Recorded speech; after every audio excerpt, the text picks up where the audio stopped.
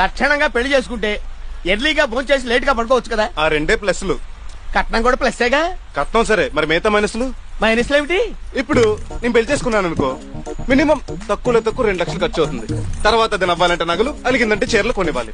ఇక సోపులు, పేస్టులు, పౌడర్లు, సెంట్లు, చెప్పులు, కలర్ టీవీలు, కేబుల్ కనెక్షన్లు, వీక్లీలు, వీకెండ్ సినిమాలు ఎలాగో తప్పవు.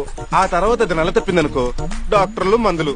ఇక పిల్లలు పుడితే పారెక్స్, హార్లిక్స్, స్కూళ్లు, ఫీజులు, ఇవన్నీ ఫైనాన్షియల్ మైనస్లు.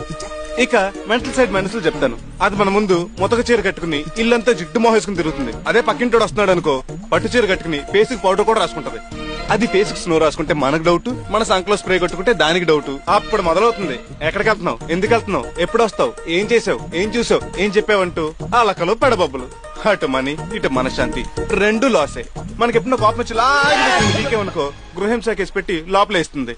అదే మనల్ని పీకిందనుకో, కనీసం పక్కింటి పిల్లని కూడా చెప్పుకోలేం. ఎందుకు ఈ పేడంతా?